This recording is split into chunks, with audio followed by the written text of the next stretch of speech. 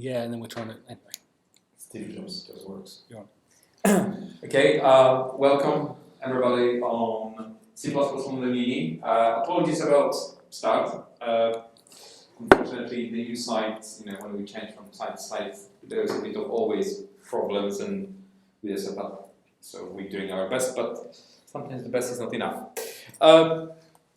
So where are we? First of all, let me maybe introduce you to. You can see a few new faces. My name is Tom Perez. I am one of the hosts. We have here Tristan, who is our main teacher and excellent C++ developer. We have Oliver Dean, who is as well amazing C++ developer. And basically that's the core for C++. We are a not-for-profit group. Can I just click here or space? Space. Yeah, so first of all, a massive thank you to King for allowing us to use the space. Thank you very much. Without you, this class would not happen, so we really appreciate. And thank you to our patrons, yes? These people basically make sure that we can improve what we do by microphones and so on, so that the quality of our recording is better. So massive thank you. You making this class as well available and possible.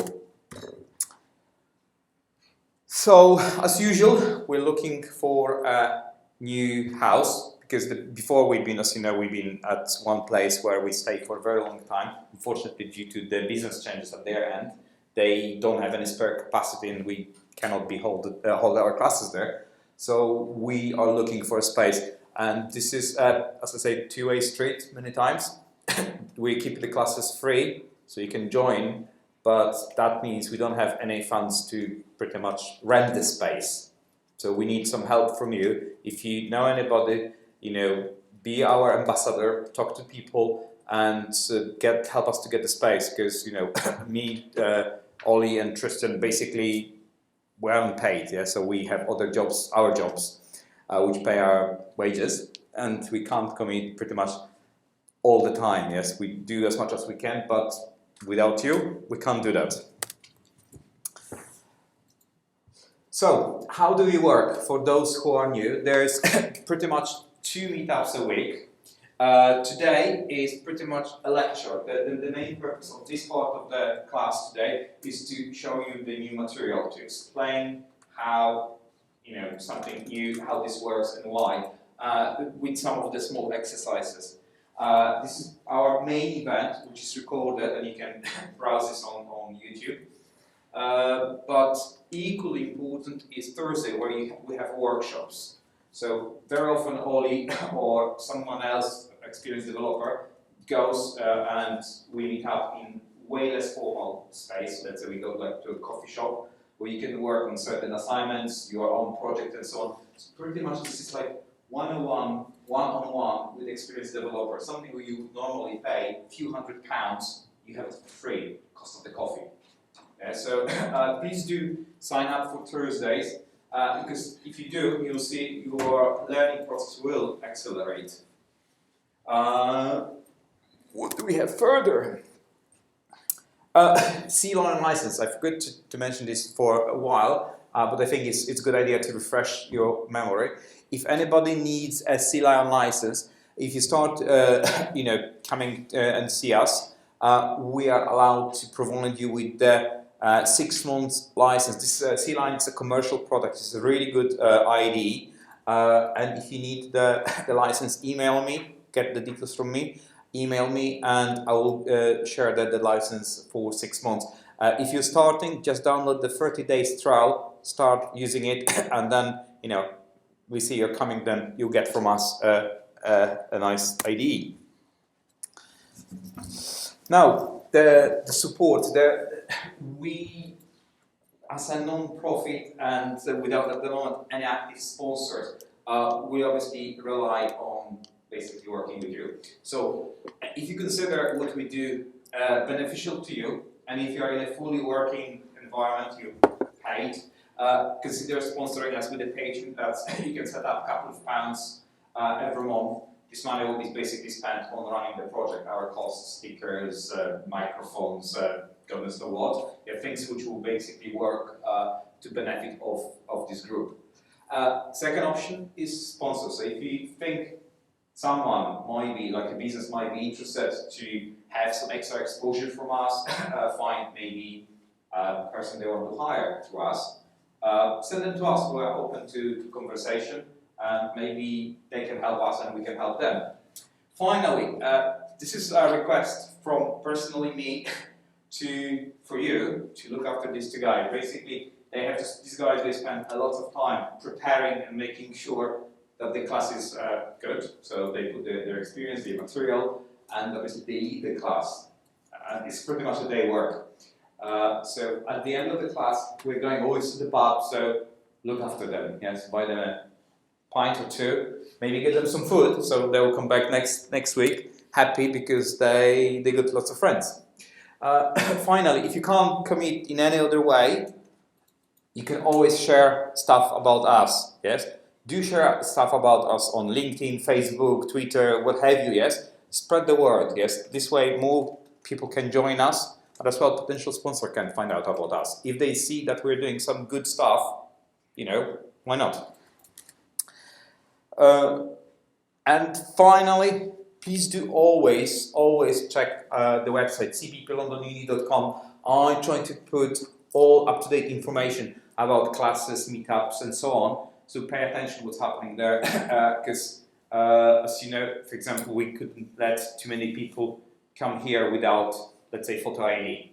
Or if somebody's latecomers, the company policy might be, sorry, we're not letting anybody in. So to make your life easy and make sure that you enjoy the classes, check the website. So that's all from me. I'm passing now to Tristan, and he will tell you way more interesting stuff. Thank you very much.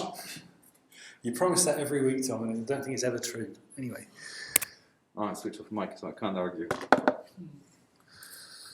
Right.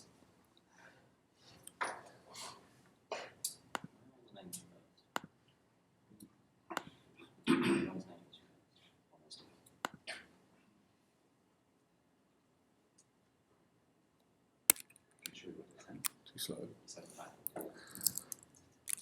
Just one moment, I'm sorry.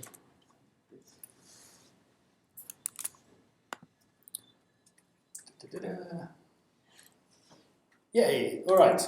Welcome to session 5 of our core developer skills module.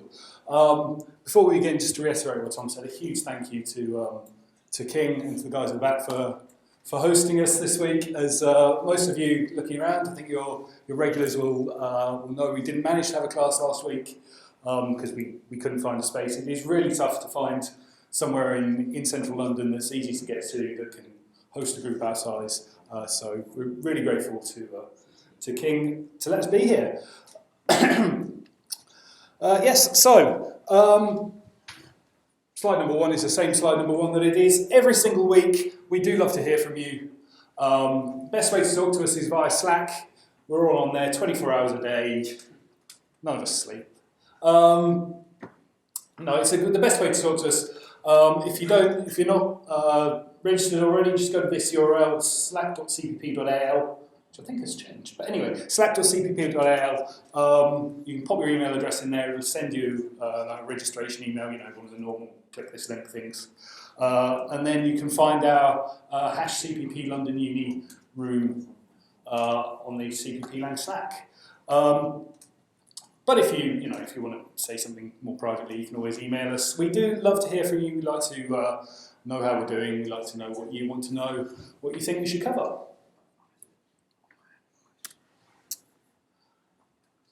So again, those who have been coming for a little while will already have seen this slide, or something similar to this. So this is, I'm just going to see if I can turn this microphone down a little bit. It's on the screen. Control it on the screen. So this module is core developer skills. This is something we've been trying out for a few weeks now, something a little bit different. So rather than actually teaching you any new C++, we're trying to teach you things that will help you become a better more productive programmer, things to improve your life as a C++ programmer, things that aren't directly C++ but are related to programming. So there's no new C++ in this module. For those who've been coming along for a few months now, we've had quite a few modules where we've gone over different aspects of the language. There's no new C++. Instead, we've already looked at Git and GitHub. The last couple of sessions we've been looking at CMake. We'll be finishing that off today. I'm looking at using the debugger. That'll be the second half of today's session. I will have a little demo of the different features. I've gone far too quiet. Little features of using the debugger in CLion. Next week I won't be here. I'm off on holiday, but Ollie will be telling you all about continuous integration systems. These are ways that you can automatically run tests. Generally, whenever you commit to the master branch of your project, it'll kick off a bunch of tests to make sure your code compiles and runs and works correctly. And one other thing we wanted to try out was having a very different session, so not just me standing at the front doing a sort of lecture style thing, but a more back and forth interactive session with common interview questions. So if you've been to any programming interviews and you're thrown a real kind of stinker of a question, or you just want to practice, or you just want some advice, or that sort of thing, we're going to have a session on that. Not exactly sure when it's going to be, because unfortunately in the situation we don't know exactly when we're going to be able to host classes. But if you have any suggestions for this, please do let us know. You can contact us on Slack or by email or any of the many other methods. So yeah, this is going to be a bit of an experiment, but I think it could be a fun session. And possibly more. Had a couple more ideas for what we could squeeze into this module, but people might just be fed up and want to get back to C++. I don't know. You have to let us know. How can you let us know? Nobody has been listening to me so far. Excellent. Well, John did very quietly say, yeah, via Slack or email. Okay, so who was here for our last session? Most of you. A few of you. One or two. Okay, last time we were having a second session talking about CMake. So CMake is a build system, or if you want to get really fancy, it's kind of a meta build system, but we don't really care about that distinction too much. And it's probably the most popular, most commonly used build system for C++ projects. Doesn't necessarily mean it's the best. A lot of people argue about build systems. It's one of those things everybody complains about. Whichever one they use, everybody complains about it. It's the tool everybody loves to hate. It doesn't matter which one you use, you think it's terrible. And but CMake is, without question, the most popular, certainly for open source C++ projects, probably the most popular for in-house ones, although it's very hard to know. So, last week we looked at how you write your own CMakeLists.txt. So CMakeLists is the configuration file you use for a CMake project. We looked at the types of targets that CMake has, in particular library targets and executable targets. We looked at specifying properties for those targets. We had a little sort of brief diversion, looking at how you might lay out the source files of your project, common ways of doing that, keeping your public header files separate and then having a source directory, maybe a test directory, examples directory, things like that. And we looked at include directories and linked libraries and what those are and why they're important and why you need to specify them. Does anybody remember that? Because that was 14 days ago now. Yes. Sard remembers it, right. So the rest of you got no excuse. I do remember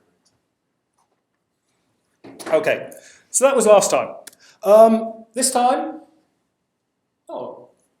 thought it was going to come up bit by bit, but it didn't. Anyway, we're going to do it. Today's going to be in two parts. The first part is we're going to finally finish off talking about CMake. We're going to talk about a rather important aspect, which is using external libraries.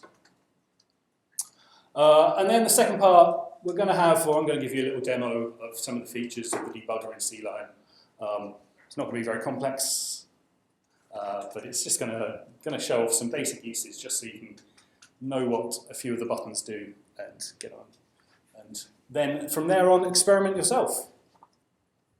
Make a change from just using C out. Well, yes.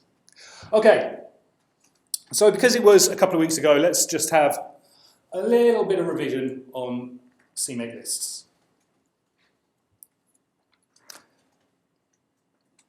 So as I said already, CMakeLists.txt is, well, it claims to be a text file. It's actually like a source file for the CMake language, really, but it's got this .txt extension, and it generally lives in the root directory of your project. And it's a configuration file that tells the CMake executable about your project. In particular, it tells CMake about the targets of your project. The targets are the things you want to build.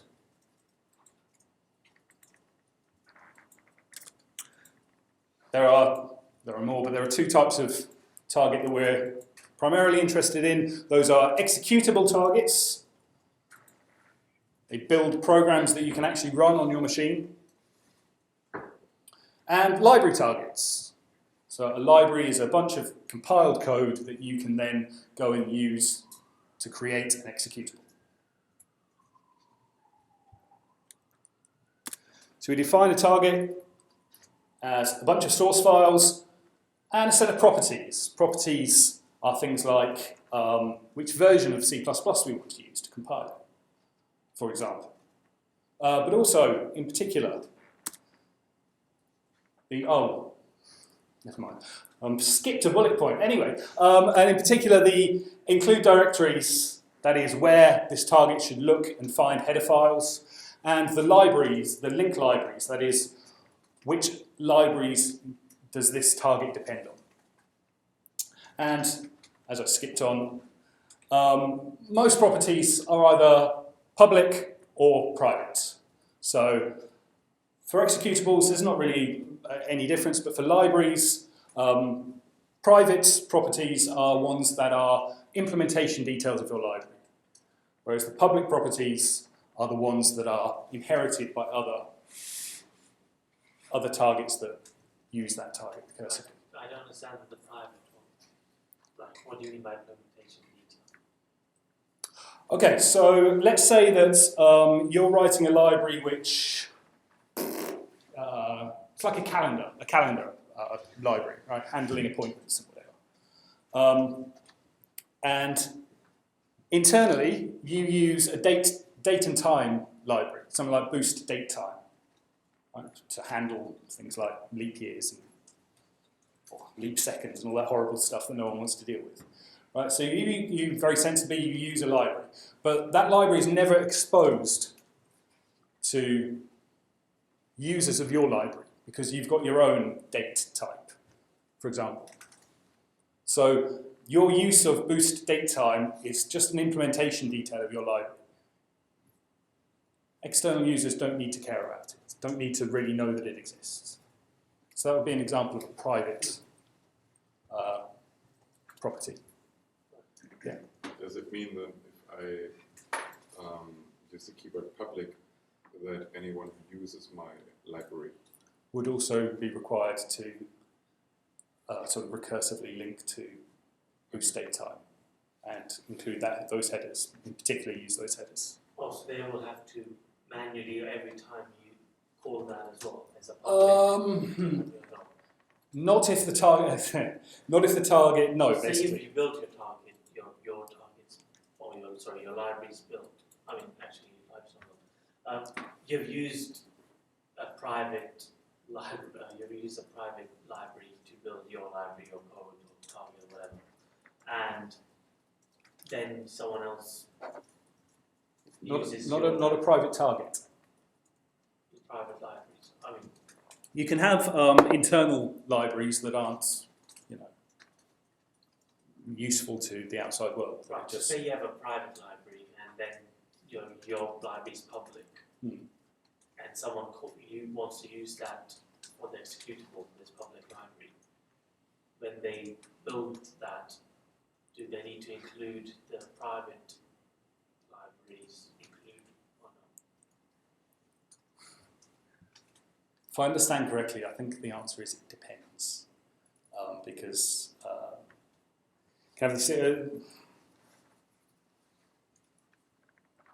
basically it should be handled automatically by CMake in that case, I think, if I understand you correctly. And finally, because I switched these around because I'm an idiot, but I've already said the most important properties that we like to set on targets are its include directories, that is where on your system it looks for header files, and the libraries that this target links with. Those are the compiled bits of code that we want to use.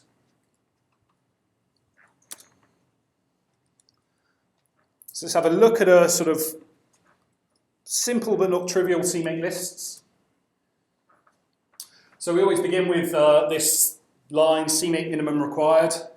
Ironically, it's not required, but it's, C-line will complain, will nag you if it's not there. And it's just good practice to say, this is the minimum version of CMake that I require. My CMakeLists.txt is written targeting this version of CMake. Strongly recommended you go for CMake versions newer than 3. To be honest, unless you're doing really complicated stuff, you probably don't need anything much newer than that. And if you're doing much more complicated stuff in CMake, then you should be standing here because your knowledge probably exceeds mine.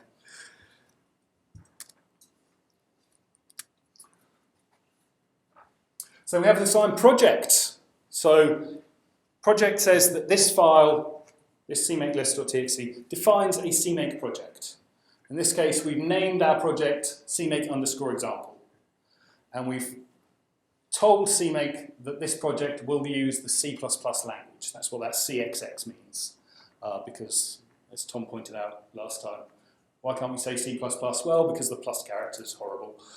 So it's CXX, so you can sort of think of it as a plus that's fallen on its side if you want to. This language bit is actually optional, but if you omit it, I believe CMake assumes you want to use both C and C++.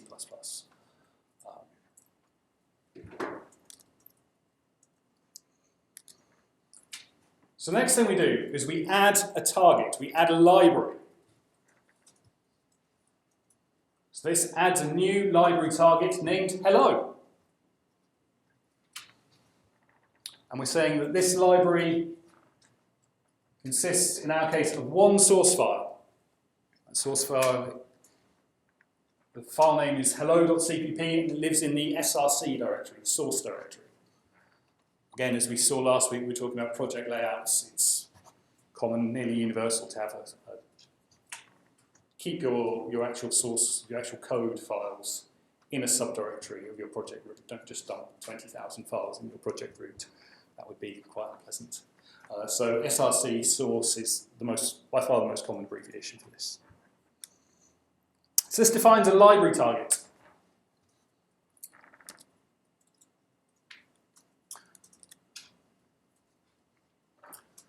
And then we start setting properties on our new target. So in this case, we set the include directories. Where do we look for header files for our library hello? And in this case, this final thing, include, that's the location. So we've got another directory. This is taken from a repository that is online, by the way. It's github.com/cpp/cmake_example. You can find it there. But you'll see it has a directory called include that has an HPP header file inside it. And that's saying, OK, when you're building hello, I want you to tell the compiler to look in the include directory in our project for its header files. And this is a public property. So anybody who uses our hello library is automatically going to have our include directory added to their list of include directories. It's going to sort of work recursively, if you see what I mean. Does that make sense? So the way to read this is for the library hello, I'm have public headers and to go to that folder called include. I want you to look in include Yeah. for the public header Yes. files. Yes. In the example that we had last time, you had a library and then you had an executable built from a test, actually. Yes. So when I see here that you put the name of the library in the target include directories, would that mean also that if, for example, I add an executable to the let's say it this way, are the include directories visible to every file in the project or only to the one that I put in the beginning of target include directories? Let's just wait a couple of minutes and I'll hopefully give the answer to that. Okay. So this sets the include directories property of our hello target. The other important one we need to set, no. Maybe I said, the other property we want to set in this case is we want it to use C++ 14. So this is what CMake calls a compile feature. It says when you're compiling this project, I want you to set the compiler into C++ 14 mode. So there are a bunch of different compile features. They're all documented in CMake. The one in particular we're interested in is the C++ standard 14. So CMake understands the various different C++ compilers, knows the right flags to give it, whether you're using Clang or GCC or Microsoft or Sun or IBM or whatever. CMake will use the right flag to put the compiler into C++ 14 mode. And again, this is a public property. So anybody who uses our hello library will in turn have their compiler set into C++ 14 mode.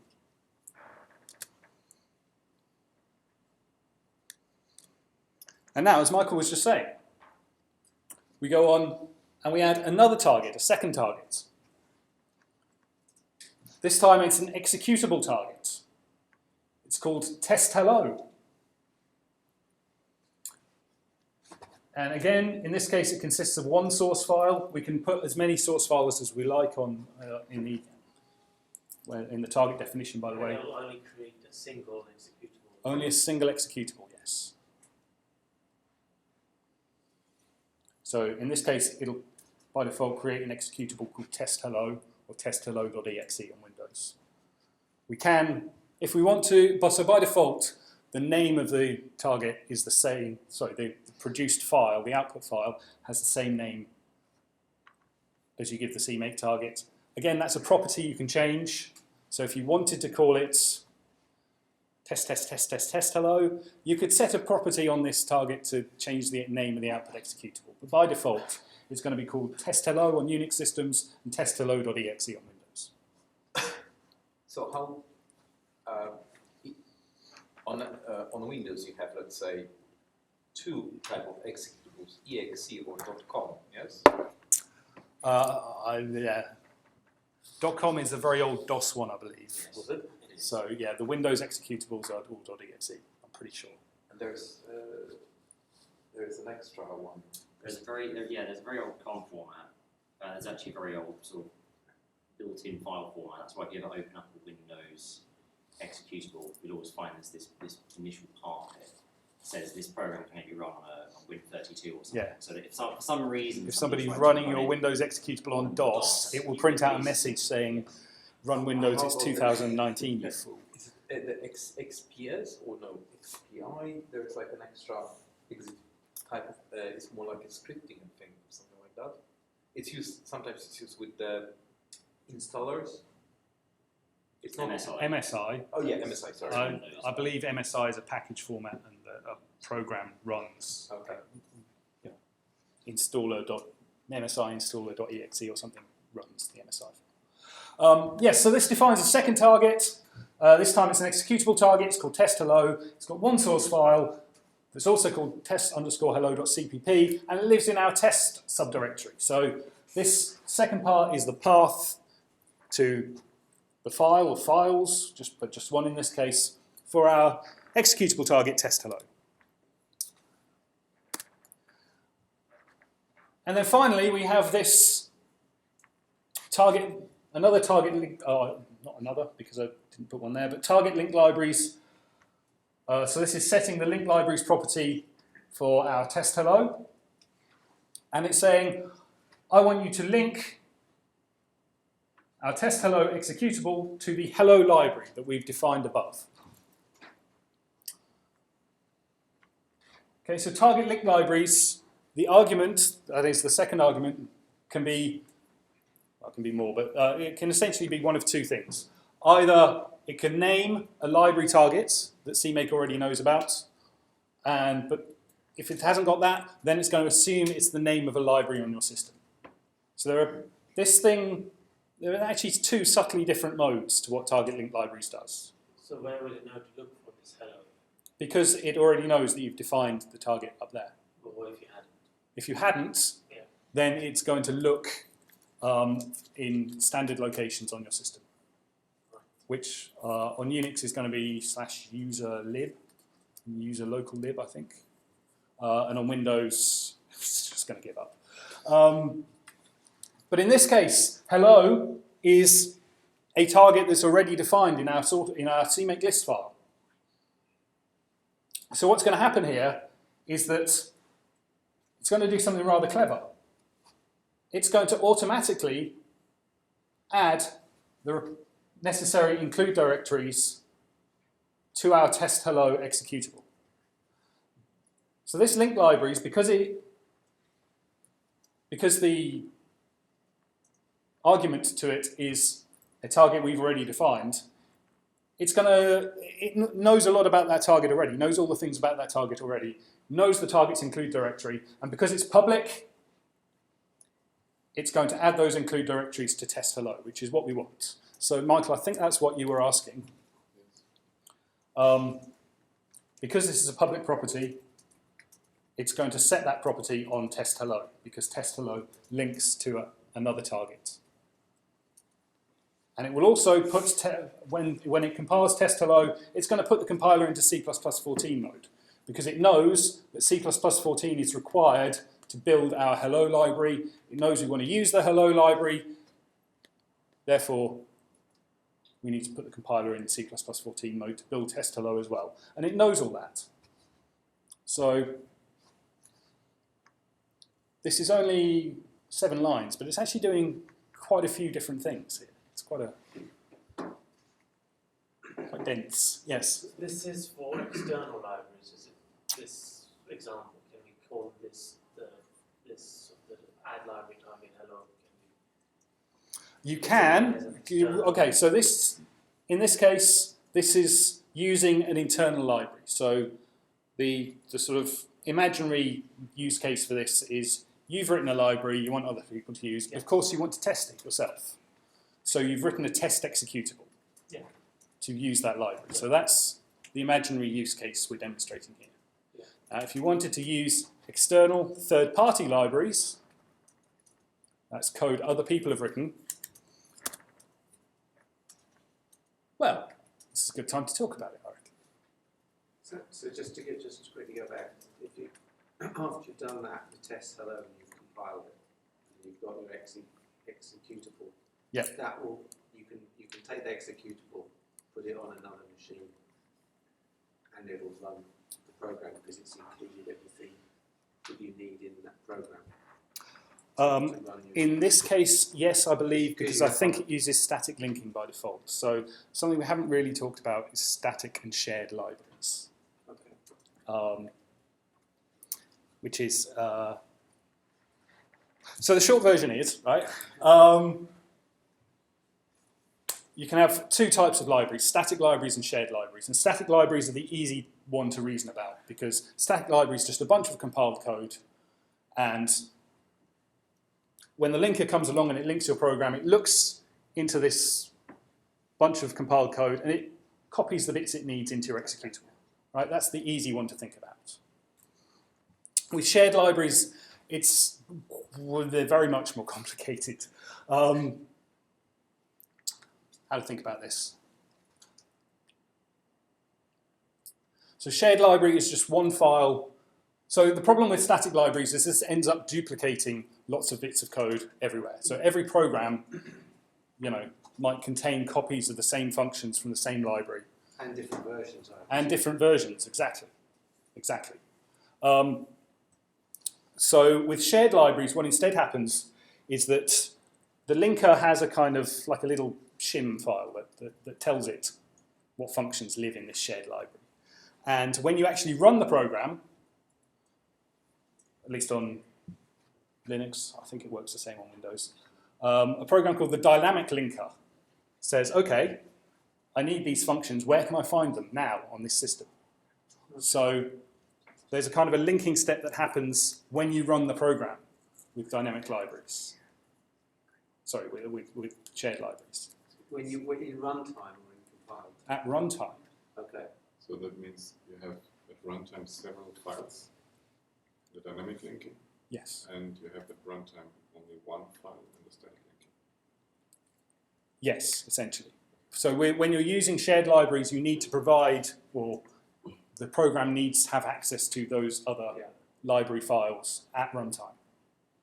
Whereas a static library, an executable compiled using only static libraries doesn't require any of that and is just standalone, and you can put it on a USB disk or whatever. But the dynamic libraries, they don't tend to include mutable data. They actually perform a function. They're not. I'm not sure what you mean by contain mutable For data. example, like I mean, it shouldn't be, should it? But I can only think of one if you had a office list of people that can change. That's not a library as such, is it? Okay, so you can have mutable global variables in a shared library. It's a real headache if you do that, so don't do it. That was the only. That was the bad example. Right? Well, actually, it's not. If your Okay. library can change on the fly Sorry. when you're using No, it. let me backtrack on that. Because we're talking about a couple of different things. So shared libraries are required to be there when the program starts running, right? The dynamic linker is going to try and find the sources, find the right versions. It's pretty complicated, but it works, and it's how Linux distributions work. To avoid duplicating code, to avoid security problems. They all use shared libraries. There's another way of doing it, which is you can dynamically open libraries. That is, you can use an operating system function. So on POSIX systems, it's called dlopen. And you can say, go and open this library and look inside it and find these functions. And if you find this function, then probably want to call it. Or if you don't find this function, maybe we'll try a different library and see if we can get it there. Oh, I see. Yeah. On Windows, it has the much more meaningful name of load library. Yeah, load library is a rather more sensible name than dlopen. Dlopen, dynamic library open, I suppose, is probably what it is. Dates back from a time when C functions could only have 6 letters, which must have been really fun to program in that day and age. Yeah, so dynamic libraries, dynamic linking, there's a mess of terminology. Yeah, but they're big, massive, they're big project stuff. So this dlopen load library, it's used for often used for plugins. So if you're writing in Photoshop or something, right, you might want to have a load of different filters that you can dynamically load. Maybe the user can drag and drop these new filters in. So plugins very often use dlopen. I guess the messiness comes where they get detached. Like Exactly. your headers are pointing to different symbols. Yep. Then when your dynamic library changes, it's like a hell of Yeah. issue. And if you've spent much time working on Linux, you may have had a situation where you try and run a program and it says could not find something.5.so, and that's the dynamic linker failing. That's saying, I tried to run this program. Before I can run this program, I need to resolve all the symbols, but I can't find the right library. So and then you also need library versioning, which would take us down a whole another path, and so static linking is much simpler, much easier, has everything you need, all bundled into the one executable. You can just put that on a new machine, everything will work. It results in much bigger executables because every function you could possibly need to call is baked into the executable, but it's much easier. And in this day and age with massive hard disks and fast internet connections, there's not much downside to static linking other than the security thing. And it's faster as well. Yeah? No, not necessarily. Oh, okay. Don't you have like a lot of calls and handing over between? Well, I imagine that when you actually call us the dynamic library, then it has to look through the library, then it has to pass it. Are we talking about dynamic loading with DL open, or are we talking about shared libraries? Because shared libraries, there's basically no cost whatsoever. It's mapped in process space. It's just as fast. Okay. With dynamic libraries, there is a cost to initially opening the library. There's a cost to looking up the function. Once you've done that, calling the function should be as fast. But yeah, but that's done up on initial run, so it's all open for the programmers. I don't think dynamic shared linking is allowed on mobile. No. So Android and iOS will not allow it. yeah, it's kind of funny because iOS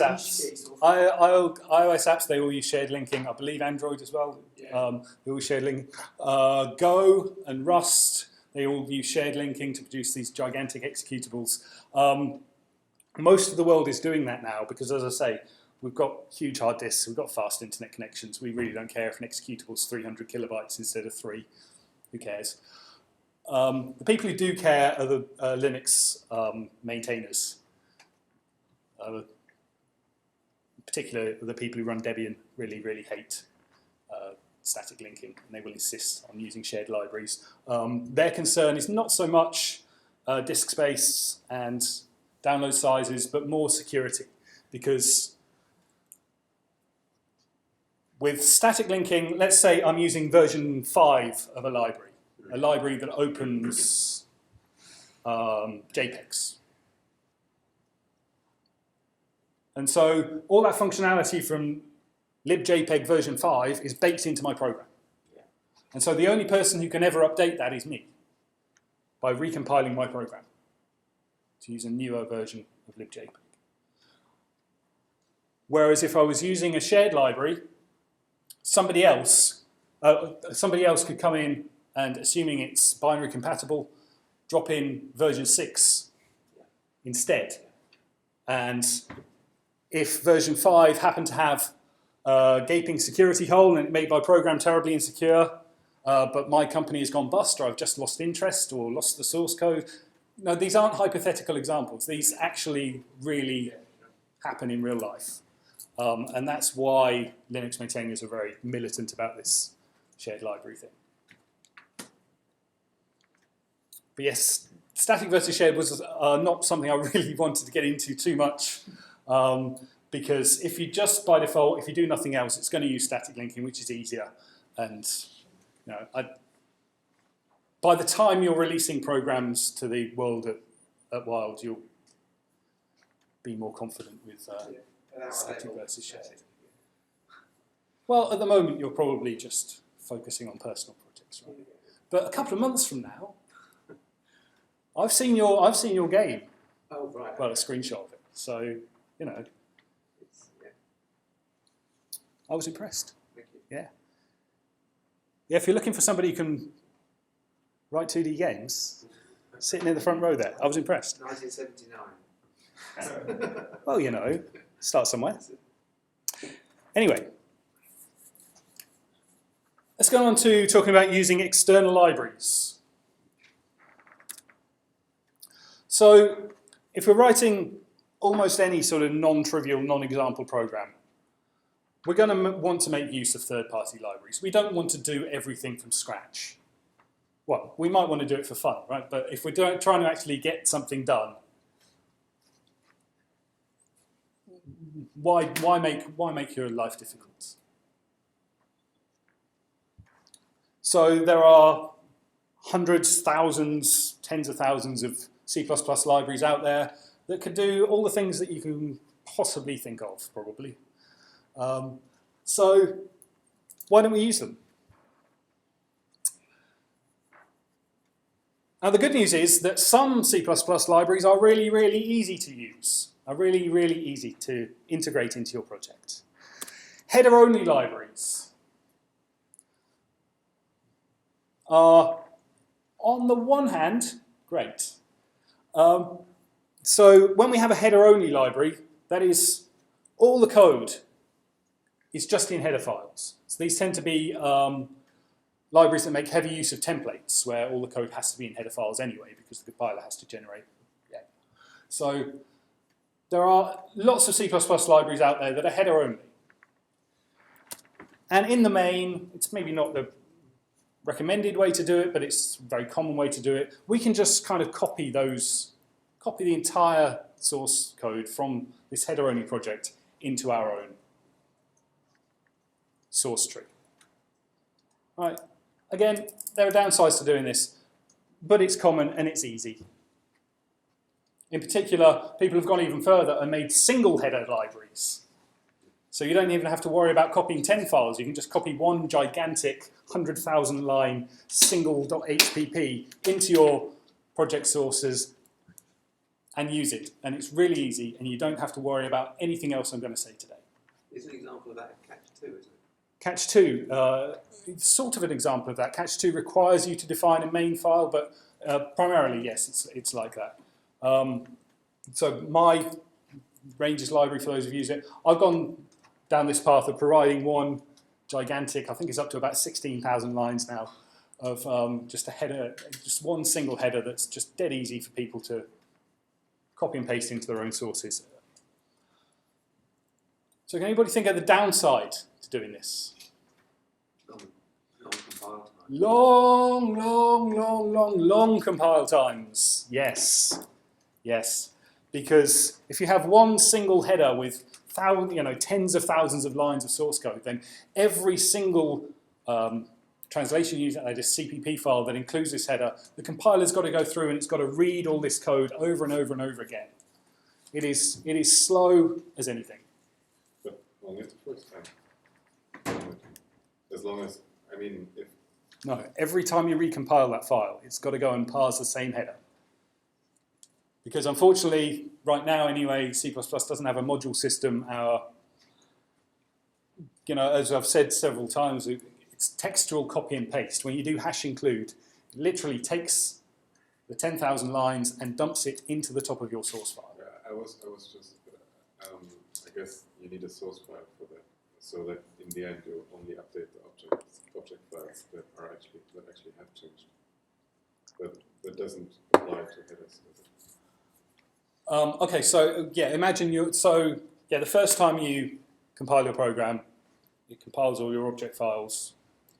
But then every time you edit, if you've got a source file that's only 10 lines, but you're including something that's 100,000 lines, every time you recompile that 10-line thing, well, it's actually the compiler sees 100,010 lines, and it's got to read all of those and process all of those, and in the end, probably throw 99.9% of it away, but it still has to read it and understand it.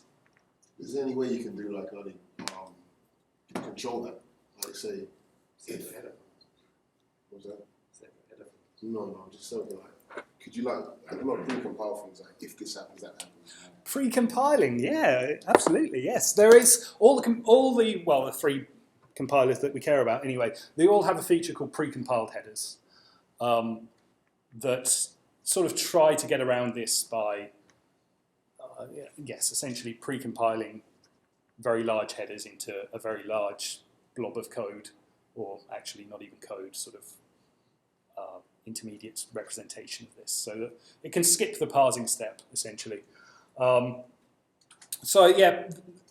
major compilers all support pre-compiled headers. They can be quite tricky to use in a cross-platform way.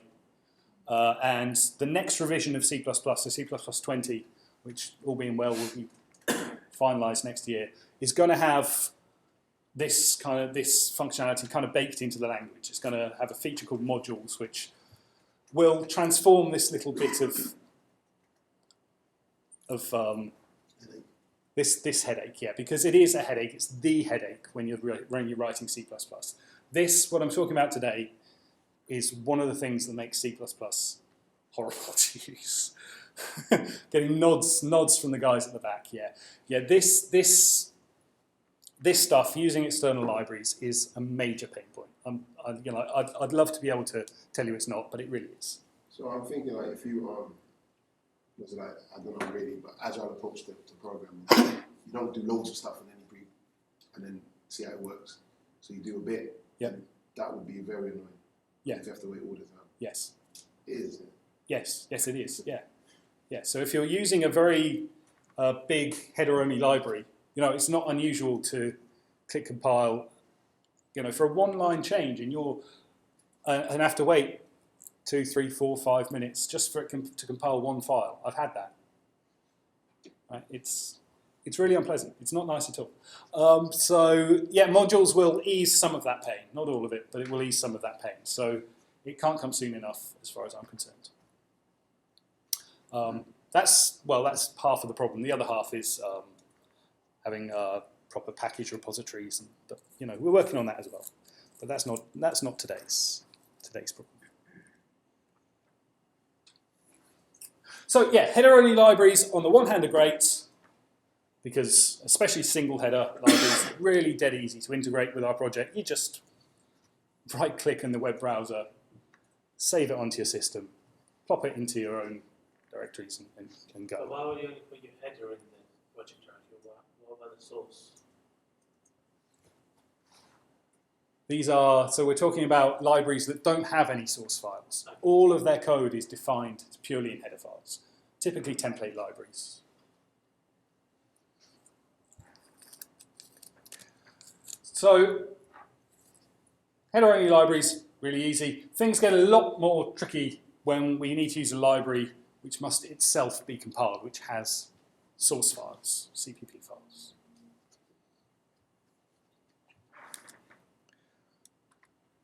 So there is some good news.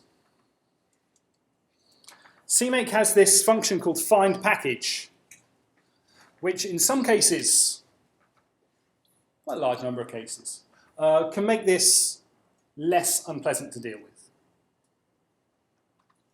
So, yay. The downside is that find package doesn't work with everything.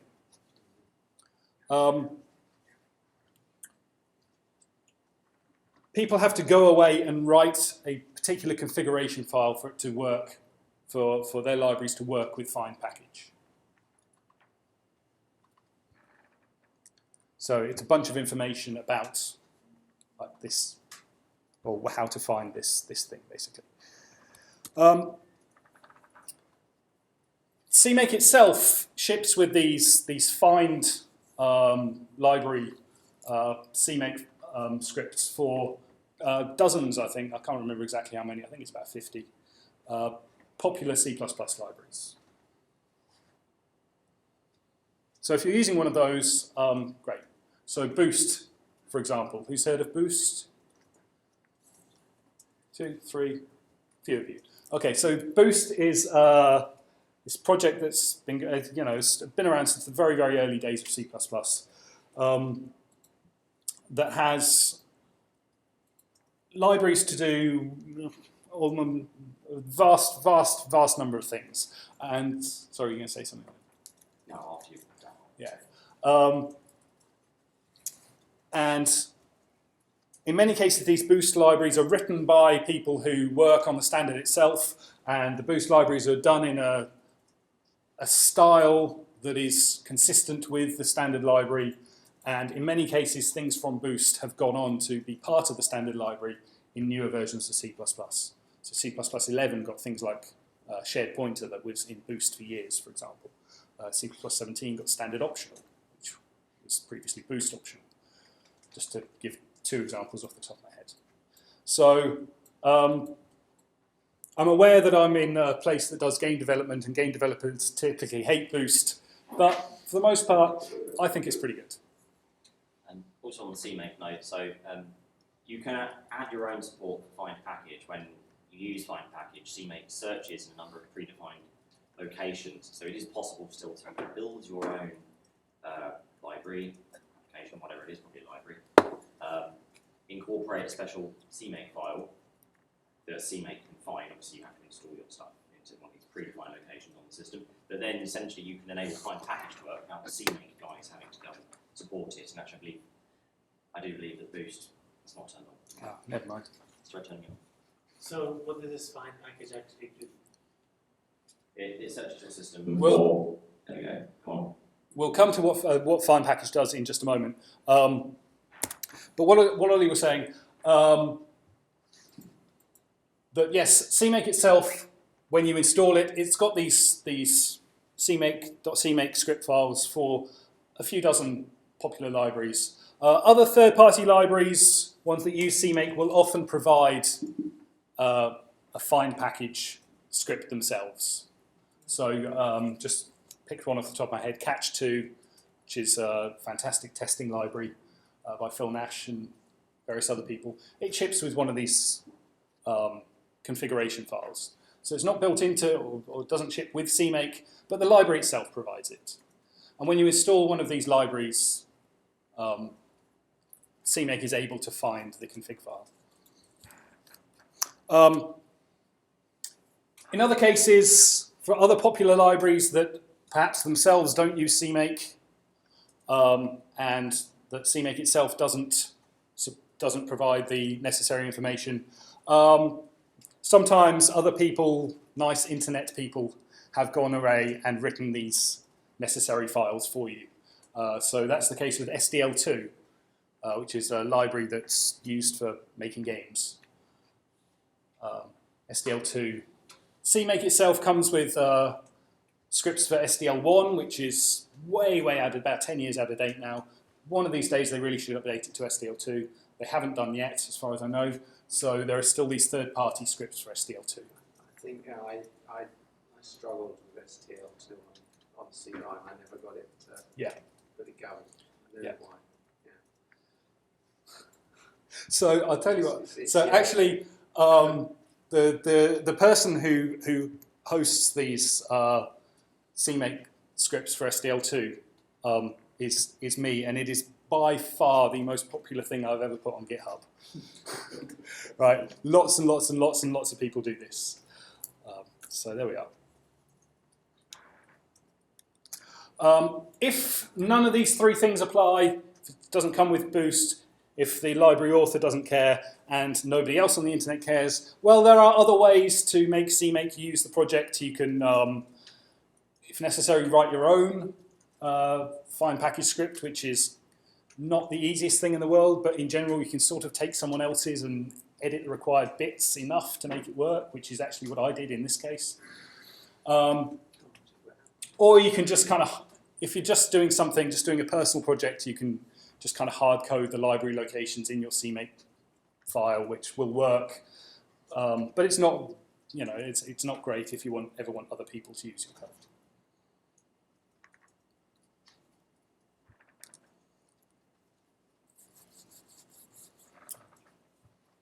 So what does one of these find package things commands actually look like? Well, we need to provide it with a package name and optionally the version number, the minimum version number that we require, or optionally actually the exact version number we require. So we might want to say find package boost version 1.40, which I think is quite old now. But this would say, CMake, I want you to go away and find a package called boost, and the minimum version is 1.40. And in fact, we can put the word exact after 1.40, and we'll say, I want you to find exact, as you might imagine, find exactly 1.40, and no newer, no older. If you don't put exact, it's going to allow 1.40 and anything newer, and if you leave the version out completely, then it's just any old version will do. I don't care.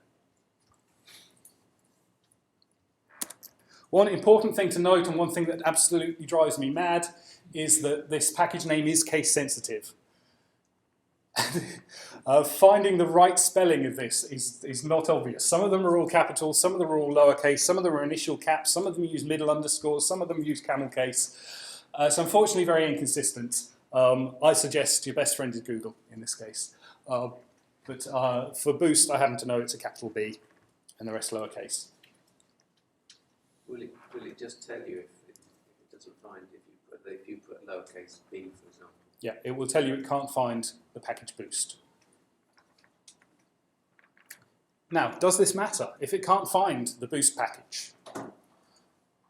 Well, usually the things that we list in find package are essential.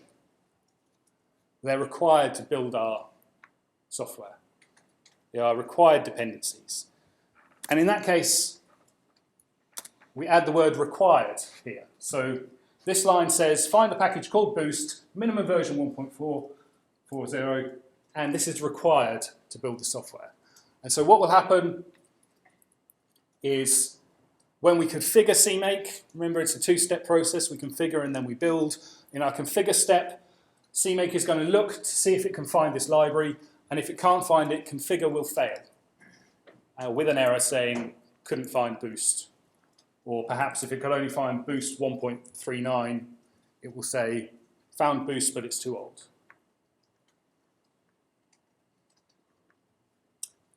If required is not there, then CMake will print a warning, I believe, but the configuration will continue. So optional things might be like, maybe you've got like a benchmark. Maybe you use Google Benchmark to benchmark your software. Well, probably someone who's, unless they're developing the software, they might not care about running the benchmarks. So you can just say, okay, well, if I haven't got Google Benchmark on the system, don't worry about it. I just won't build the benchmarks because it's not really essential. So that would be a common case where you'd leave out this required flag. In that context, what's the difference between the library and the package? Because I think there's like a find library as well, and there's find package as well. So what exactly is defined as a package in the library? So I believe, and this is getting right to the edge of my CMake knowledge. Oh, Ollie's going there. There's no way to mute this thing, you just have to like turn it off or not. Okay, so, sorry, that's now. Find package is if you're looking for an entire set of like headers, and it's something that's CMake aware usually. Right, it's like one of the ones that. It's like a bundle. Yeah, bundle could be header only, it could be something you can link to. Whereas find library just explicitly searches in a variety of different system paths for an actual binary library file. So usually, if I remember rightly, you can just find library and not only see if it exists, but also see if it exports a particular function as well. So for example, if I look for a library called widget.dll, right? I might need to then check that it's got a particular function that a newer version has. Maybe this system has that library, but it's too old, so I could potentially want to check the functions it exports as well. Yeah, so a package is kind of the headers and the source code, the compiled code bundled together. A package could also define multiple targets, whereas a library is literally just a .a file or .so on your system. So, I mentioned last week and the week before, in fact, when we were talking about it, that CMake is actually a full-on programming language. It's not just a simple script. It's like a full-on programming language. It's got functions, it's got variables, it's Turing complete, for better or worse. And we can define variables in our CMake scripts and use them later. And when we run find package, it's going to create some variables for us that we can then go and use. So precisely which variables and what they're called depends on the package, and you have to kind of Google for it. Basically, is the only way to do it. But there's a fairly consistent convention.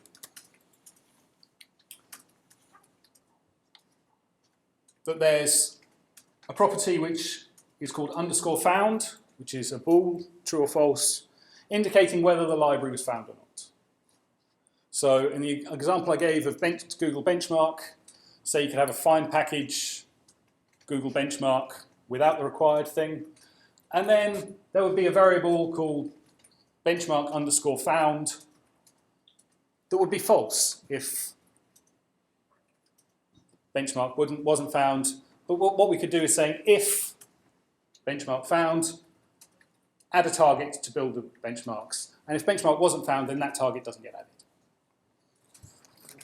So for a required library, if it's not found, if the package isn't found, your configuration will fail.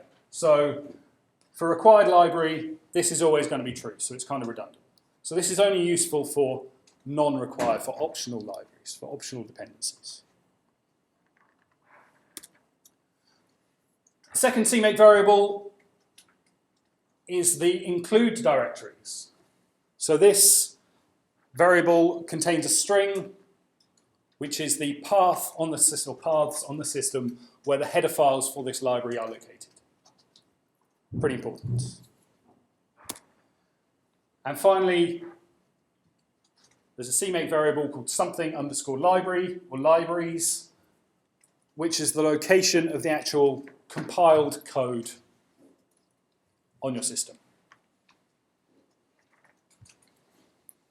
And in these examples, where I put libname, that's the name of the library we passed. So for example, boost underscore found, boost underscore include directories, boost underscore libraries. These names are also case sensitive. Again, annoyingly. And what's even worse actually is that if you get the wrong capitalization, CMake will probably not complain. It won't say, hang on, I don't recognize this variable. It'll just assume it's an empty string and continue regardless, which is actually really annoying. Yeah. Yes? Are those equivalent to the variables that you can pass yourself as a flag to CMake? For example, to a provider path? I'm thinking about, for example, about dboost, but I think it's actually include dir, not include directories. Yes. Yes, you can pass these as flags, or in most cases, you can pass these as flags. No, sorry. You can CMake variables. You pass them as flags to give them an initial value. When the CMake file contains options that let you do that.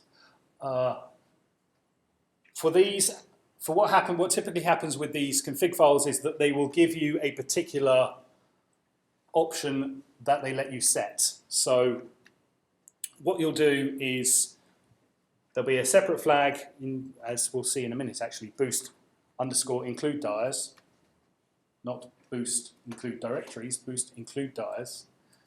And you say, my boost headers are here. And then this script will go away and it will make sure you're not lying. It will go and it will check, well, are they really here? And if they are, it will set this variable to whatever you said it was. And otherwise this will be empty. So that's why there are kind of two very similarly named but slightly different ones. One is kind of the one for you to set, and this is the internal one that either contains a working boost directory or it contains nothing. And whether it's set or not, you can test with this underscore found. Does that make sense? Yes. Okay, so let's, well, that wasn't supposed to pop up yet, but there we are. I can't use keynote. So these variables get set by the script, the find package script, and we can then go and use them in our actual CMakeLists.txt. So to use a CMake variable, to use it in our script, we put a dollar and curly braces and the variable name in there. And we can see that here. This is a very minimal CMakeLists.txt for a project that's using Boost. So we're saying, as usual, CMake minimum required. Then we're saying go away and find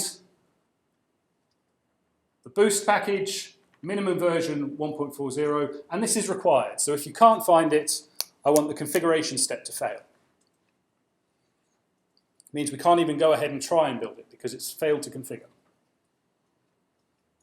Then we're going to add an executable target. It's called boost example. It's got a single file, main.cpp. And then we set properties for our new targets. We set the include directories. So for our target boost example, it's a private property. And the value, I want you to look in this variable, boost include dies. So when you're setting the include directory, use this argument. Use this whatever was set in find package there. And similarly for the link libraries, for our target boost example, it's private, and I want you to look in this config variable, boost_libraries. But how would you have known that config variable? Would it show up on a list before? If you use the CMake GUI, then I believe they show up there. Otherwise, the best way to do it is to look in the documentation. For the ones that come with CMake, they're documented which variables they set. For the other third-party ones, you really have to hope they've got instructions or a README to make things easier, because it can be quite tricky. Otherwise, you have to go and read the configuration file yourself and try and work out what it's setting. But by and large, this convention is followed of having something underscore include dies, something underscore libraries, something underscore found. And these variables are returned by the find package function, right? These are set internally by find package. Yeah. So this creates and sets a bunch of variables for you. The target link libraries, it's independent whether these other libraries are provided as source files or as precompiled. So if they're provided if the library is header only, then you don't need this step. If the library is header only, then this variable will be empty, and so this line will do nothing. You never come across a case where somebody's providing maybe with a CPP file? Well, in that case, it's not a library. You'd have to go away and build it yourself. Okay, so the find package doesn't set target link libraries or the target include libraries, just by No, because it doesn't know what target you want to apply that to. Because you could, have dozens of targets in this CMake file, and only some of them use boost. Should probably point out there's a more modern preferred way of linking to not just boost libraries, but anything you find package generally. It looks a bit like when you have a class member function definition, so you'll have like boost : and then whichever particular component of boost you want to link to. Because unless you're somehow managing to use every single compiled library in boost, which I doubt you are, you don't really need to have it linked to absolutely everything. So it's documented by CMake. So what they call modern CMake libraries have a better way of doing this. Basically, you can, what we were saying about linking to particular targets, it defines the targets in this find package config file, defines the targets, so you can just do target link library, boost example private, and then the format would be boost : target name. So perhaps boost : format, if you wanted to use boost format. It's much easier, much better way of doing things. The only problem is it's not yet universal. If everything did this, this would be easier, and we wouldn't have to worry about these variables too much. We could just use the target names. Unfortunately, not all of these find package files yet define the targets. Boost one, because it's so heavily used, it does, but I wanted to, just for an example, to show you the more general way of doing it. This is kind of safer. Right, this will work with more libraries. So this would link with all the libraries in Boost? This particular example will, yes, which, as Ollie points out, with the size of Boost is not something you generally want to do. But this is just an example. So when you say it's not supported the : format, why? So how would you say very specific library? Okay, so I didn't put it here, but there's a third or another argument you can give to find package, which is components. And you would say, okay, I want boost 1.4, it's required, and the components I want are boost datetime, boost thread, and boost format. So then when it goes to that library, it knows. Yeah, and it will only link those.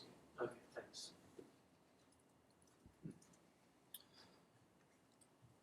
Okay.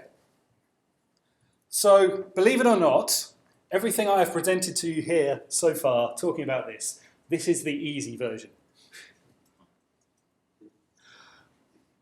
Hands up who uses Windows. I'm sorry.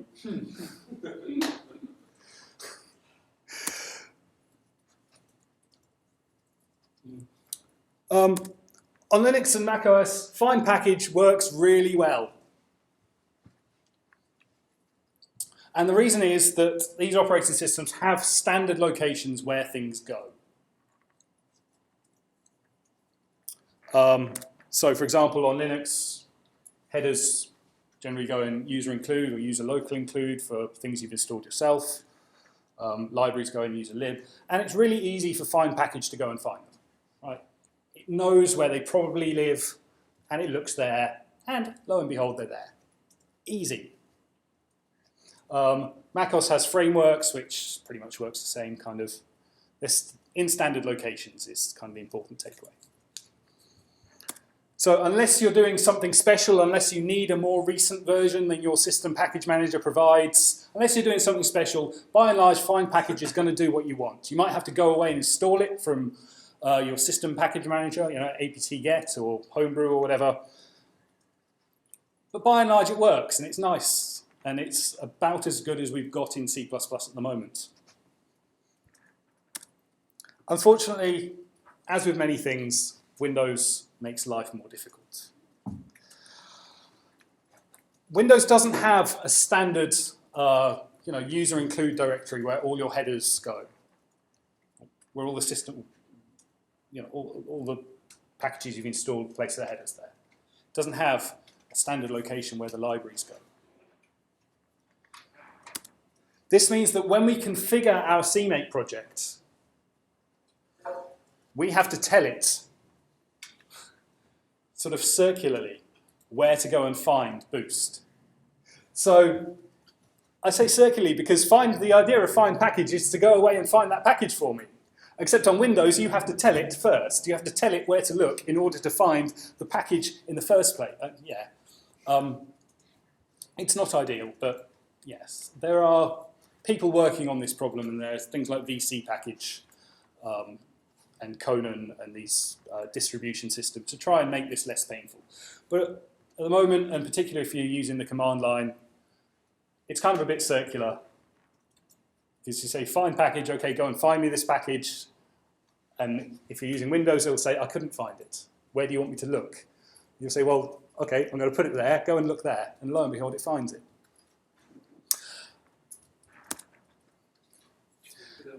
Thank you. No problem.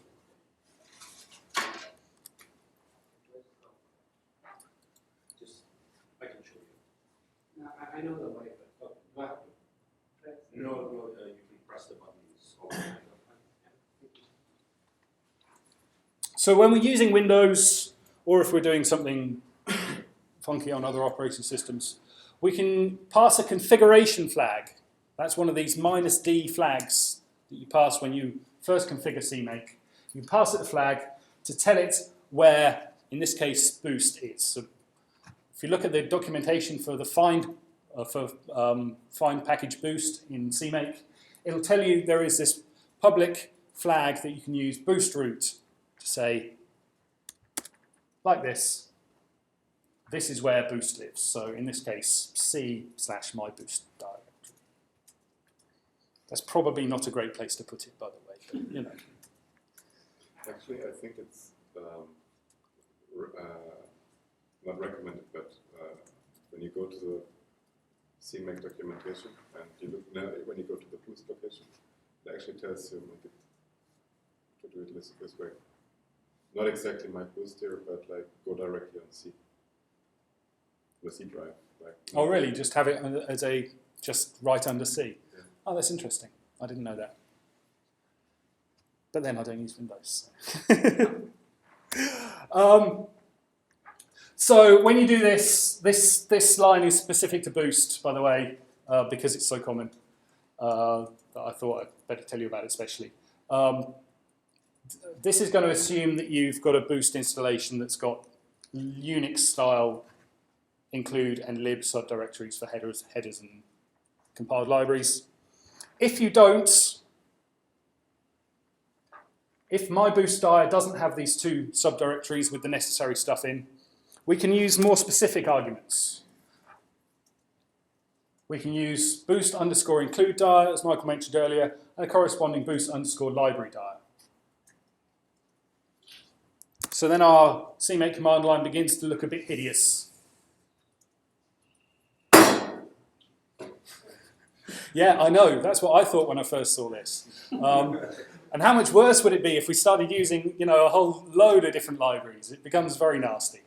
So you're saying not to use Windows, install Linux right now?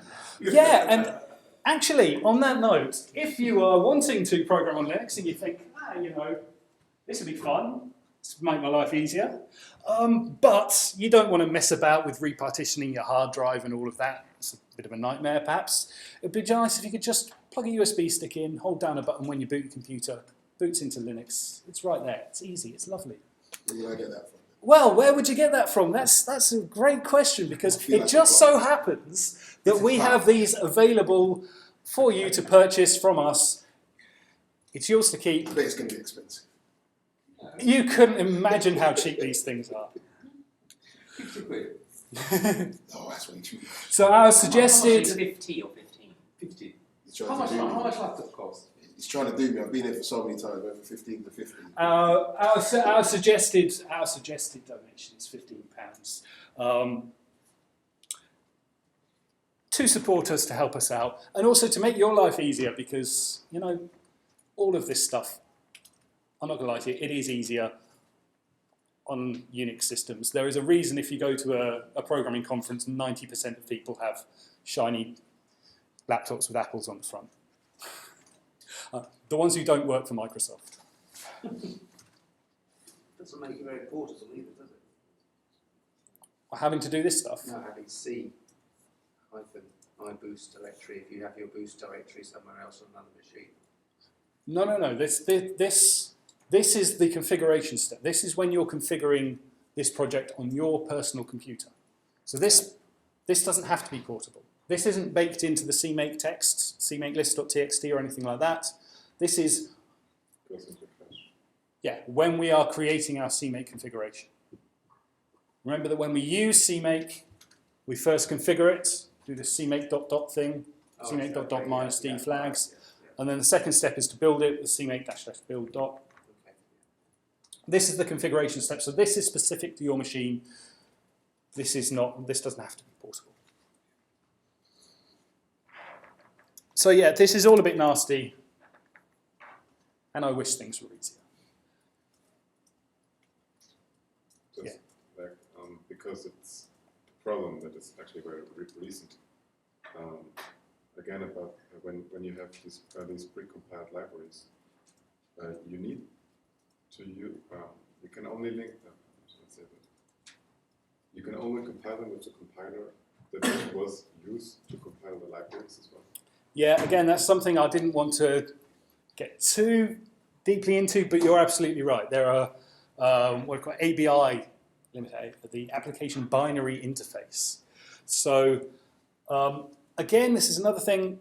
Well, no, it does happen on Linux as well. I won't lie, but by and large, C++ compilers use a standard binary interface on Linux systems. For Windows, the Microsoft compiler produces libraries which cannot be used by GCC and vice versa. So libraries that you compile with MinGW, GCC on Windows, can't be used by MSVC and vice versa. And in the past, this was even worse, because in the past, the Microsoft compiler, every time you got a new major version of the compiler, that was incompatible with libraries produced by older versions. So you had this kind of ridiculous situation where people were trapped they could only use the compiler, MSVC version 6 from 1998, because they had to maintain binary compatibility. So people were using these ancient compilers. Microsoft, to their great credit, are trying to resolve the situation, and I believe the last 3 versions of the Microsoft compiler So 1918 and 17 or 1917 and 15, whatever they are, they're all now binary compatible. Microsoft have done a sterling job improving the situation. There's two slightly different things going on there. So first, I think what you're talking about is the runtime library. Visual Studio 2017 and 19 will you can just compile with those newer ones to sort of work with an older runtime. However, the ABI compatibility, you'll generally find if you're using external C to export the functions as C functions, you just call them as regular C functions. It's when you start to actually build libraries that are just exporting C++ classes and all that stuff, because now the compiler has to do name handling, right? You have all these weird characters if you ever look at the export table of your DLL or whatever it is. So essentially, Microsoft gives no guarantees at all. So if you upgrade the compiler and generate DLL again, those can completely change. So the basic rule is that trying to build C++ libraries that export as if they are all the C++ classes, basically unsupported, unless you can guarantee your environment is all one compiler. So just don't do it if you're shipping it to people. Yeah, so, okay, so this is what you get for not using Windows and day to day and trying to talk authoritatively about it, yes. Listen to Ollie, don't listen to me. Yes, it's another reason, it's another thing in favour of static libraries is that you don't have all this mess about different ABIs. Right. I've done a bit of nattering. I've done quite a lot of nattering, more than I expected to do. Trying to tell you about Find Package. Just remind me, who had their hands up for using Windows? 3 of you. Okay. Well, it's time for you three to have some fun. Because that little boost example, right, it's a single source file. It uses one boost header. All I want you to do, how hard could it be? I just want you to go clone that repository. I've been there. And build this project. Why do I want you to do that? Because if you can do this, you can use most CMake libraries out there. You will be able to build most, if you can sort of get the steps to do this, you'll be able to build most CMake projects out there. So MSVC is the nasty one. If you're using Visual Studio, you're going to have to go and download some pre-compiled Boost libraries. You really don't want to compile Boost yourself because we'll be here for weeks. So fortunately, someone has gone and done it from MSVC. As I mentioned, MinGW and MSVC are incompatible on Windows, but if you use our recommended distribution of MinGW, it actually comes with Boost already there for you, and Find Package will find it, and everything's happy. So if you're using our recommended MinGW distribution, it should just work. On C-Line or on Visual Studio? If you have configured C-Line to use MinGW. MinGW. But I'd quite like you to do it on the command line. You can do it with C-Line, but then you have to go and set up your tool chain with the right -D flags. And it's actually, if you have to mess about with it, it's actually easier to mess about on the command line first. And then once you've worked it out, copy and paste those things into C-Line. So for macOS, if you don't have Boost installed, you can do brew install Boost. If you don't have Homebrew, well, you should, and I will come and help you install that. For Linux, I'm not entirely sure of the package name. It will depend on your distribution, but for Debian-based systems, it's probably something like Boost Format Dev, or something like that is the package you want. So yes, please give that a try, and if and when you run into problems, because this is not a trivial thing to do, I will warn you, if you're on Windows anyway. Yes? I figured that I was trying to put a build from source, I don't know why, but that a lot of the libraries that need to be compiled, that need to be precompiled, actually fail to compile. And for the project that I was building, where I was using the unit test and the datetime library, exactly those were missing when I was using, for example, CLang or Clang. In that case, what probably happened was so most of Boost is header only. Yes, but So it's only date time and a few other things that actually require a link to libraries. So in that case, what has probably happened is that the include directories worked, but the linked libraries it couldn't find them, perhaps they failed to build. that was during the building step of Boost, not of the project. Oh, okay. Well, that I know very little about because I know Boost uses its own. It doesn't use CMake, or I think they're trying to transition to CMake. But at the moment, it uses its own weird little scripts. Yeah, which I must say I've But I mean, you can never touched. You can supply it with a number of compilers in the system, and on Windows that actually makes sense because I mean, who wants to use MSVC? Lots of people want to use MSVC for some reason. If the people on Windows give up, just raise your hand and we'll bring you the USB stick. Yeah, this wasn't supposed to be a sales pitch for the USB sticks, but as it turns out, they will make your life easier. Is Boost installed on the Poly? The Boost develop packages? Boost-dev. It's not, but it can be done on command. Yeah. We can even use the GUI to install it. Yeah. Check box. So have a go at that. I suspect the people who are running on Macs and Linux might have already finished. If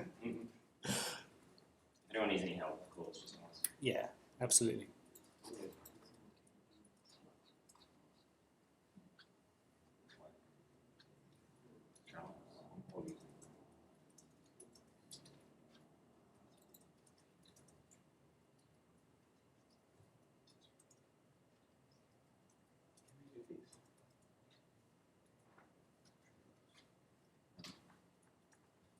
So you can only do that if you're already inside an exception. You need to put a catch box to about the master rule throw exception. I want you to throw something. Where is the runtime error? Huh? Where is the runtime error? That really doesn't matter. Catching it so you can throw 5. Or you can have to catch it now you to throw the runtime. So when you throw a class. So you can throw whatever you want. So you just need to stick right to method.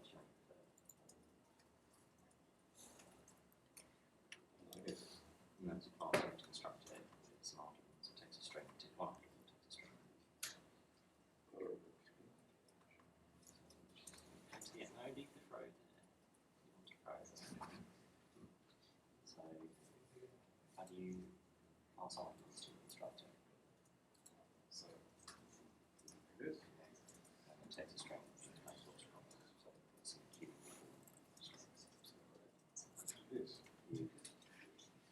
You don't need a new one. It's for another program. Okay. Yes.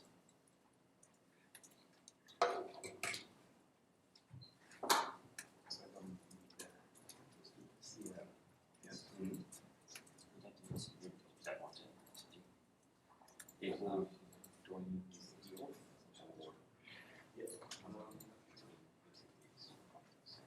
You can just do it. Because that's not critical. No, just it's not fine. You don't need to pull this over on your own. It has to be pulled over.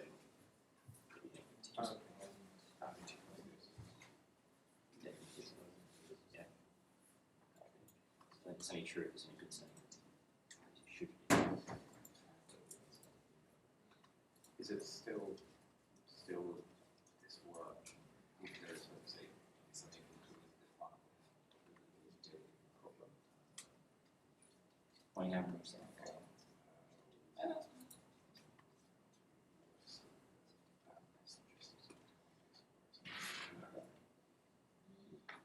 It's very helpful.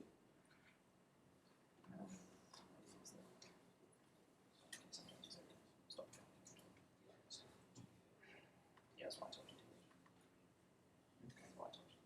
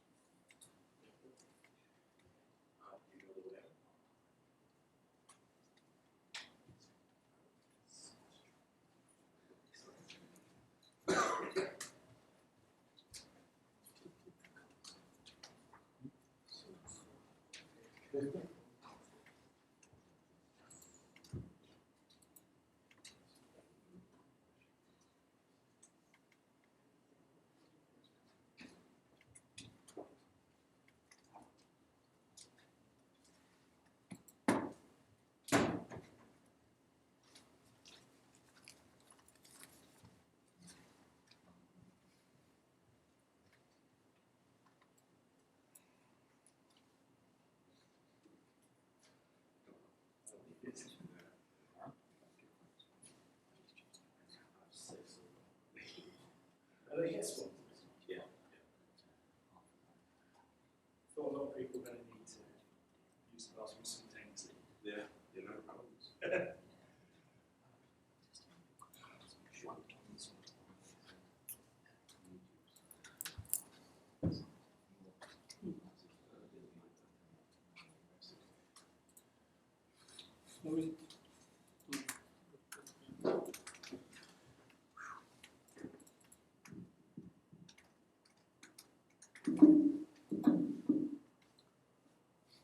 If you're bored, I can entertain you with some karaoke. You're all right, mate. No, you're good.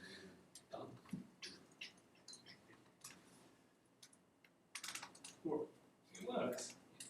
I had to give it the boost route because my boost is in a custom location. I just had to give it as an environment variable. I had to give it the boost route. Yeah. Because before that it was erroring. So you can run the test program. Yeah, it's Perfect. Awesome. Before it was erroring quantum. Yes. Either set boost route or fantastic. I like the term. It's just normal. Oh, this is alacrity. It's like a GPU accelerated with CMake. Is that ZSA shell? No, it's normal shell. Oh, it's customized CMake. But yeah, it's the alacrity is the GPU. Okay. It's a GPU accelerated window that Okay. for terminals. Are you trying to do this on your phone? I've, That's right, I'm the one you need to have. in stuff, it seems to have shown up all over my phone. I think I found what the dynamic libraries, but it's going to find some in the big lib. Okay. But I don't find the headers. Okay, so when you, if you manage to download that package, or just looking. The package is downloaded. So if I go, I assume this is like. you mean The compiler. I've seen it still. I've tried it instead. So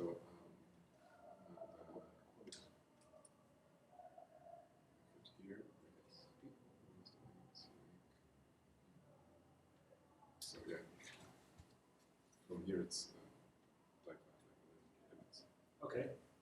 So when you try to configure CMake, if you go to CMake build, you just CMake.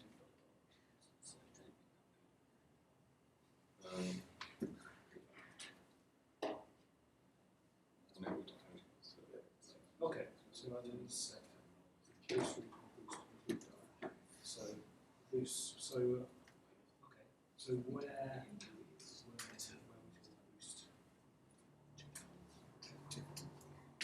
On the separate note, guys, Because the package manager didn't throw it. we need a couple of quotes from our students. What do you think about us? If you could send us on Slack, that would be amazing. I think I have. Quotes. Quite Oh, okay. I think I know the include libraries. Library. I don't know where root is because it's actually in different folders. As it turns out, the one we're using is. Okay, then I get it. So I'm struggling. Right. No worries. So I've downloaded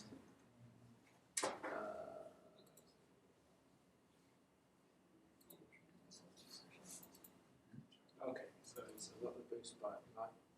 Okay. So what's Yeah. inside? That's what downloadable source. So docs and libs.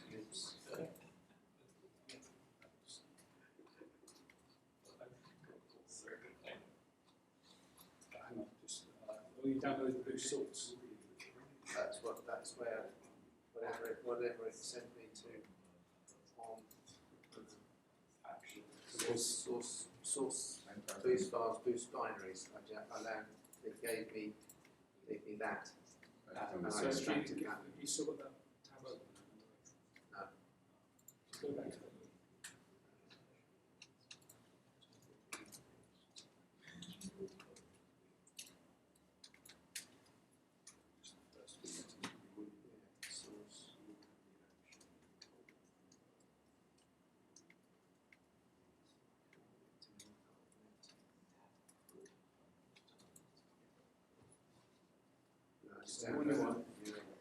So if you go into the latest version, I think it's 1.7. If you now scroll down, Oh, okay. yeah, so one of these sort of extends on whichever version probably using the internet. This is Yeah, okay, so just copy. just sort of Oh, I see, okay. You actually realise I don't want that. you don't want the sort of things where you have to go and market yourself, which is what. But I don't know what the context is. So it's, I don't know, you can't, it's not required to reflect something. That's what I was on. It's on my detail. Yeah. Something that actually works out. So, okay.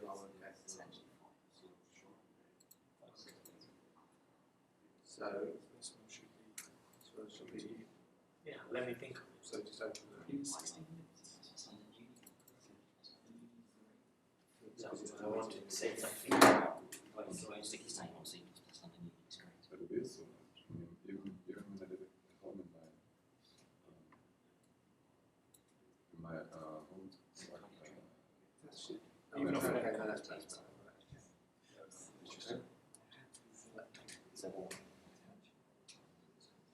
So I'm really like only ever used command line the last week or so. Since we started. Yeah, no, that's. So I've never used Well, the command that's, line. I guess, so because I've never felt the need really. But oh yeah, just use these two. So I'm really. But you managed to get SDL work out of your Yeah. How did you manage that? Well, you download it and then you link it through all the properties. So you got the include directories here, library references here. Okay. And then you just add a general here, all it is. And then you do it through you just link it through the input to these ones. That's probably about it. Yeah. So then you just, then you include directories. So it does, I think, this is the That's the same equivalent. thing, This is but the equivalent, that's basically. That's a Microsoft That's project. it's a Microsoft, but it does you can do a CMake with Microsoft, You can. but I'm doing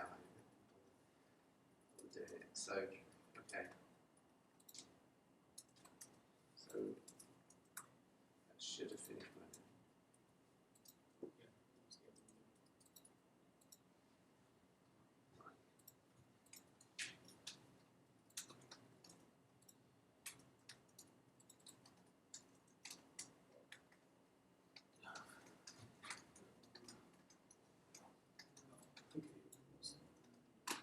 That's just my command line.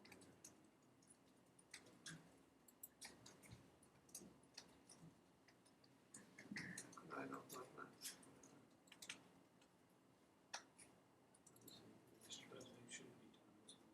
Oh, preventing the unwrapping. Okay, so that's what that was. Okay. Probably don't want to run it. No.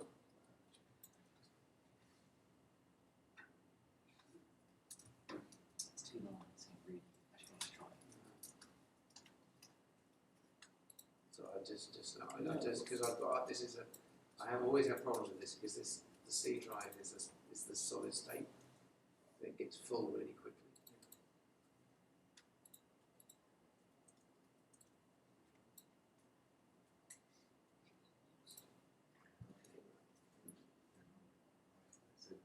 I'm forever cleaning my C drive because it just everything wants to Oh, be. so it's got a fast SSD. Yeah. But I wish it was the other way around. We're running time, aren't we? Well, there is probably no point in restarting anything. I'm pleased with it so far. While that's doing. That's cool. First detection happening in everything. Yeah. On a regular shape. Ah, yes. Well, that was quite lucky actually because I did a long time ago. I did a kata called Points and a Polygon, and it was really neat. Something about intercepting having plane orientations. Where is it?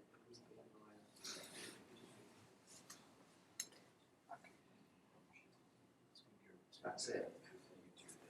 That's it for the whole any polygon bullet. It's neat as hell, isn't it?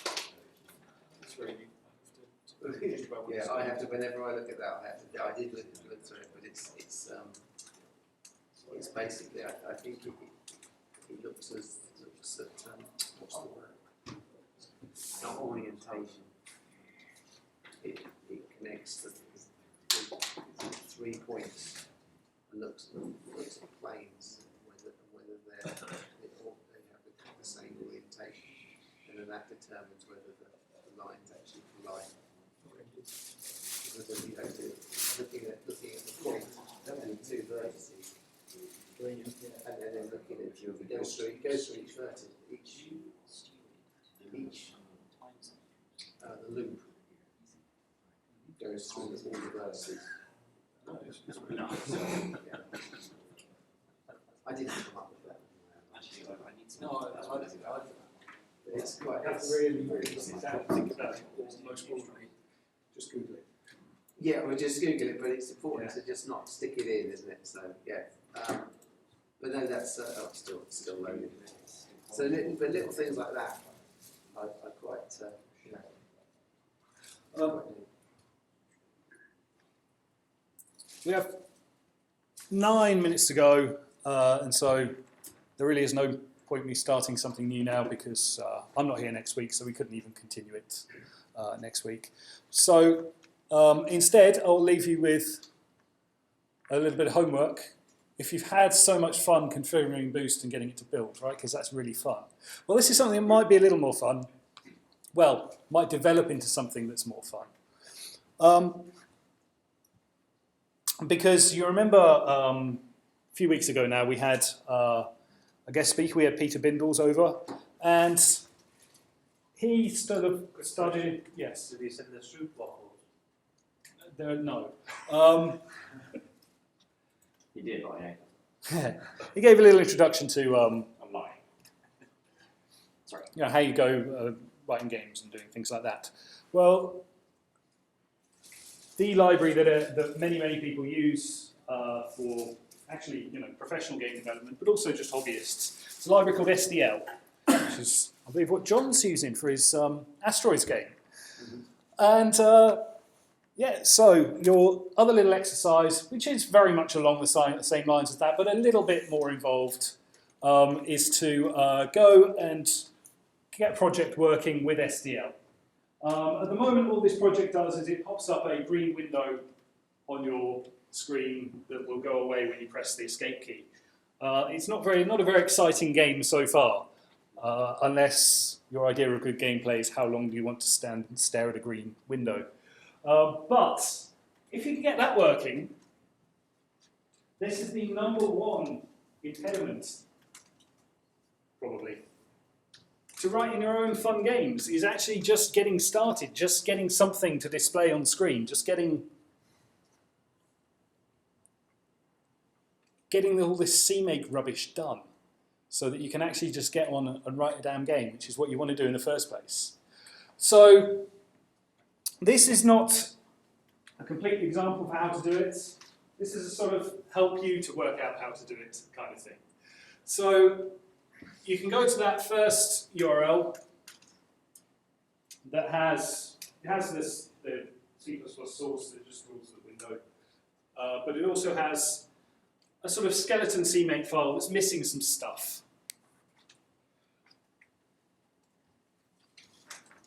But you can go to this second URL here, and it's got some nice instructions that you can follow.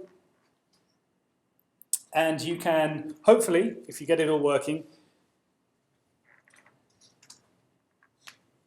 you too can have an exciting green window game from where you can go and you can develop and you can use it to write your own fun game.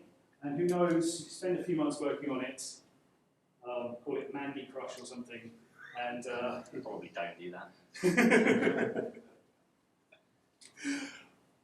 and somewhere like King, may be pretty impressed. So anyway, if you fancy doing that, you can go ahead. There's a bit of an extension, something else to do, and then that's it. And then I'll never make you look at CMake again. You have, well, okay, that's not quite true. Our projects are still going to be in CMake, but I'm not going to make you do all the command line stuff anymore. I'm going to assume you all know it all. You're all experts, so I won't even explain it. I'll just say do this. And that will be the end of CMake. And then next week, continuous integration, Ollie? Yes. Yes. While we're covering continuous integration, I might kick off whatever you've not covered today, if there's anything to work, just clearing over, going over. But yes, we're mainly on CIs. You just bring your laptops as usual, I've got everything else set up for you. Yep. Jenkins and Travis. Setting up continuous integration for your projects. Doing testing automatically so you don't have to worry about it yourself. Did it work? Nice one. Well done. Awesome. So if Michael could do it on a phone... That's impressive.